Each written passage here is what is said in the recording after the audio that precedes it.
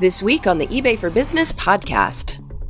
The things that are just popular right now or that are classic, like Mickey Mouse and Disney items that go through every generation, they all have memories that attach to that. So that's what I like to sell is memories, things that will make you happy. I mean, that's what the holidays are about, is making the person who is getting your gift happy. So if you give them memories, that usually brings a smile to people's faces. I'm Rebecca. And I'm Griff, and this is the eBay for Business podcast, your weekly source for the information and inspiration you need to start, run, and grow a business on the world's most powerful marketplace. And this is episode 149. For now, it's time to learn how one eBay seller sources for the holiday shopping season. It's nearly August. I know it's hard to believe, but August means we have to start focusing on the holiday selling season. I know it seems early. Well, in the retail world, it isn't. And in fact, many sellers, even on eBay, have already started with stocking up on inventory and supplies for the season. I asked one seller who starts with holiday sourcing if she wouldn't mind sharing some of her experience and plans with fellow sellers. Pam McAllister sells on eBay under the user ID MAP2271. That's MAP2271. Her store name is Hodge Podge Pam. I love that name. That's really great. Welcome, Pam. Hi, Griff. Thank you. Glad to be here. Thank you for agreeing to have a conversation with us about this important topic. It's on a lot of sellers' minds. We talk sometimes to sellers and they say, it's too early. I don't start doing that until November. I think it's a little late. What do you think? Wow. Yeah, definitely. Q4 is literally right around the corner. Definitely need to be stocking up now. Yeah. November is too late. I found that out the hard way. Yeah, it's even hard to find stuff and then, getting ready. So we like to start now at the latest. Some people have already started months ago. When do you start sourcing for the holidays? December 26th. After Christmas clearance sales, that's my favorite time of year to source for Christmas. Well, when you find stuff right after the holiday season for the next year, do you store it away? Sometimes, yes. Sometimes I do. Sometimes depending on what it is, if it's a popular item, like The Nightmare Before Christmas. Yes. It's popular for Halloween and Christmas. And those things are popular all year round, so I will list those probably right away. Other stuff I might hang on to. Give us an idea of what types of inventory that you source based on your experience and then what your passion is about what you like to buy and sell. I like to buy and sell anything that's going to make me money. That's where the Hodge Podge Pam comes in. I sell a hodgepodge of things. I think I'm mainly more on the fun things, the things that are popular right now, like The Nightmare Before Christmas. I'm also very partial to Snoopy. He's one of my favorite characters. So, of course, I would source Snoopy things. But things that are just popular right now or that are classic, like Mickey Mouse and Disney items that go through every generation, they all have memories that attach to that. So that's what I like to sell is memories, things that will make you happy. I mean, that's what the holidays are about, is making the person who is getting your gift happy. So if you give them memories, that usually brings a smile to people's faces. Do you find you get repeat customers every holiday season? I don't find that I have repeat customers because I sell mainly one-off. So it's hard for me to get those repeat customers. I find the same thing. I don't think I've had a repeat buyer in several years, actually. As long as I'm selling, I'm sure you feel the same way. That's fine. Absolutely, absolutely. And I don't really keep track of that either. And it's not like eBay tells me that, oh, this person bought from you before. If they had, that would be a great thing because then you could send them, hey, thanks for buying from me again. Gee, I wonder if that's on the roadmap. That would be a great thing to have, yeah. Are there types of inventory that you avoid sourcing for the holiday selling season? I mean, it's not that you wouldn't buy them, but you wouldn't think, I'm going to buy this and sell this during the holidays. I usually avoid large items just for storage purposes. I mean, there's some really cool things out there that are big, like blow molds and animated items and things like that. Usually I try to stay away from those just because they take up so much room and I don't have a lot of storage space to keep those type of items. I once visited a seller in the Midwest. Her name is Shelley, who specializes in those blow molds, but she found that she had to go rent a warehouse in order to be able to store them. That's an additional expense and concern. So yeah, large items can be a problem. And they tend not to sell that well during the holiday season, I imagine. Probably not. I mean, I have bought some light up items and things on clearance from like Home Depot. and they're in boxes, so it's not so bad because they're already in a box. It's not like it's used and you've got to find a box for it. Those haven't been terrible, and they sell all year round. The flying pig was a huge hit. Flying pig? What was that? It wasn't inflatable. It was one of those that are kind of fuzzy like, and it had lights on it, and it was just a pig with a Christmas hat and wings, and it just sat in your front yard and lit up. That was one of my popular items that I found a couple years ago to sell from Home Depot. Oh, from Home Depot. You source from Home Depot. Did they sell out? Yeah. So I think it was an after Christmas thing. And then after Christmas, people see these items at other people's houses like, oh my gosh, I need that flying pig.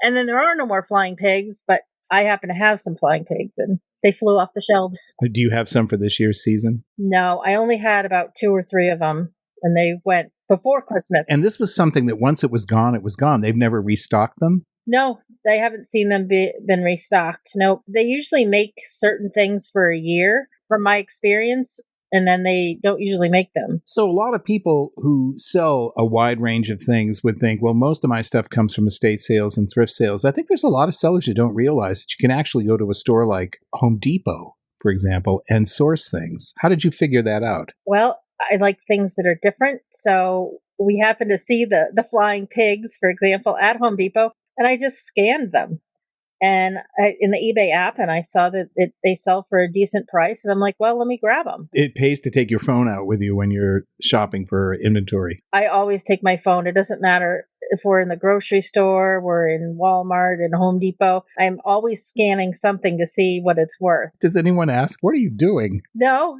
nobody asks me what I'm doing. But my boyfriend will be like, hey, did you check that out over there? Did you scan this item? Did you see that one? It's good to have a boyfriend who's helpful. Yes. As long as it's not a big item. He doesn't let me get big items.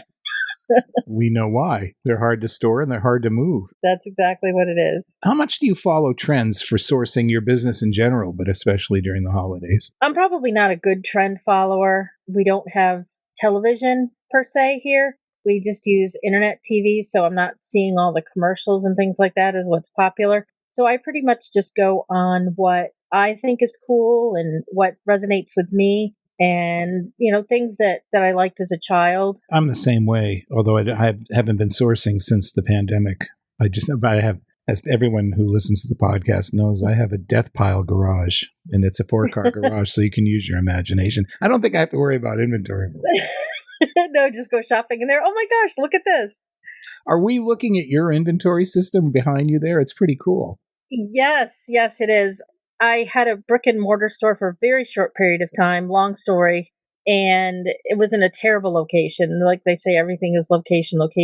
But when we moved it back to my house, I was able to do a full inventory of everything that I had available that, had fallen off. I was like, oh my goodness, where is this? Didn't I list it?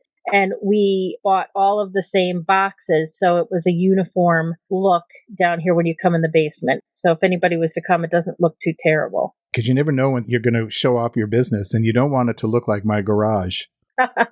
And I'll have to say, the good thing I did with the inventory is when we redid it, I put in all of my locations in the seller SKU area, and I changed all the box numbers. So every box number started with a 0. When I went through and I was looking for items that didn't have a location, if it had, say, box 14, I knew that was something wrong because box 14 is now box 014.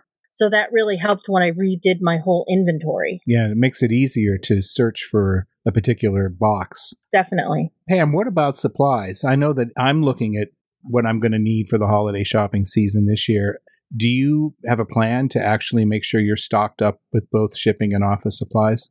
Absolutely. I use my eBay store coupon and I get my boxes. And one of my favorite things is the thank you for shopping my small business on eBay stickers. I have thank you cards and I put those on the back of each and every one of them. Like I said, those are one of my favorite ones. And I have boxes. And I also like to get my UPS priority mail boxes. I like to have good stock on hand for that as well, especially when you get closer to the shipping deadline. Some people will upgrade to priority mail to make sure they get their item in time. Did you have any issues in the last year, especially last holiday season, with getting USPS box supplies? I had no issue getting USPS supplies. I just had an issue with USPS delivering those boxes with my items in them. Take a ticket and get in line. I think a lot of us did. Yeah, it was rough. It seems to have straightened out pretty much. I hope it doesn't come back any big way for the holiday season, but we'll see. Yeah, I have not had any problems recently, knock on wood, that my items have been getting there in a timely fashion. Yeah, and we're seeing that with buyers as well. They're not complaining to eBay about delays. So it's a good sign. We hope it carries on for the next 6 months. Yes, thank goodness. Pam, do you offer anything special to your holiday buyers, something or some service that might make their experience memorable? You mentioned the thank you cards and the thank you stickers, and a lot of sellers don't use those. Are there other things that you provide for your buyers to set the experience apart? I will, if they ask me to, I will add a note in there for them. I mean, I have so much wrapping paper. I could even wrap it if I needed to. Had people ask me to send birthday cards with things. But one of the special things that I do at Christmas is I send my buyers a little Christmas card. So instead of my pre-printed thank you cards that I have now, I send them Christmas cards, and I say thank you for shopping and happy holidays or Merry Christmas, depending on what it is that they purchased. If I know they purchased a Christmas item, I'll usually say Merry Christmas. And I did have one year, one lady was like, thank you so much. The card meant so much to me. It was the first Christmas card I received this year. Oh, you're kidding. No. So I was glad that she was able to get a Christmas card. Yes. You never know whose heart you're going to touch with these simple little gestures, huh? You never know. And that's one of the special things about eBay is that we can touch people like that with these memories, with a card, with a special thank you. It's much more personal than buying from the big online store that sends you a box in 2 days. That shall be nameless. Right. Whose founder likes to take trips to space. In oddly shaped vehicles, yes. I'm glad you said it and not me. Although I think that was planned. I actually think that that was part of the plan because it dominated the news cycle for the last 48 hours and doesn't seem to be abating. I think they knew that would be a topic of discussion, and they said, hey, it's better to be looked over than overlooked, right? So Exactly. No news is bad. No press is bad press? Exactly. That's exactly right. Well, Pam, the other topic I'd love to touch on, the time away feature, which used to be known as vacation. A lot of sellers like to take time off from their business. I assume you do as well. Absolutely. Summer is one of the times that we travel a lot. My boyfriend's a teacher and I'm a substitute teacher. And so we travel a lot in our camper during the summer. So I utilize time away in the vacation settings quite frequently. What's your experience with it? How do you set it up? And do you ship while you're on the road in your RV, or do you actually put the entire store on vacation? I put the entire store on vacation. I do allow sales, but I obviously, you can see my inventory behind us. I can't ship while I'm on vacation. So I have always used the delayed shipping times. I will tell you that the time away feature is so much easier to use than having to click through 800 items and change my handling time. That part I love. I love that you can schedule it ahead of time. I can schedule it for 24 hours, which is fabulous. The only hiccup that I have run into was when I used it last week or the week before. I put it on for whatever time away it was, and then I got 2 items that were shown as late shipped. I was past due for my shipping, yes. And these were fixed priced items? Yes. Their handling time probably, or shipping time didn't change? Was that the issue? Right. The shipping time didn't change, so it showed that I was late shipping out these 2 items. But the rest of my items didn't have any issues. Yeah, that's curious. Send that to me at the email address for podcast@ebay.com, and I'll ask the team to take a look at it. It sounds like something that should be looked at the very least. Yeah, it was kind of odd. I was kind of surprised by it because this was one of the first times that I didn't even bring a computer with me where we were going. So I always bring a computer, but this time I was purely on my phone. And so I didn't even know that I was late shipping until I got home on Sunday, and I went to do all my shipping, and there were the 2 that said, no, those are late. We should have shipped them already. Well, send me the item numbers. Happy to have the team look at it. I will. Thank you. Where did you go this trip? We went camping at Lime Rock Park in Connecticut. We watched a race, and it was very hot, and we didn't have electricity or water in our camper this weekend, so it was quite the experience. It's a beautiful park, though, Lime Rock. It is. It was very interesting to see.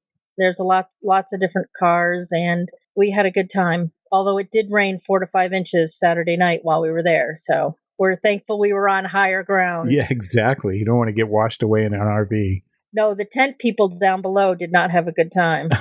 I bet not. I hope they're all safe.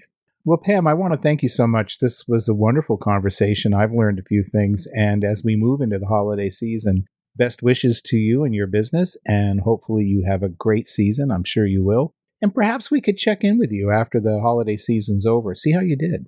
Absolutely. A very happy holiday and a great Q4. Yes, same to you. Thanks, Pam. Thank you. Pam McAllister sells on eBay under the user ID MAP2271, and her store name is Hodge Podge Pam. And as we always do, I'll put links to both of those in the episode transcript for episode 149, so you can find them and check out her store.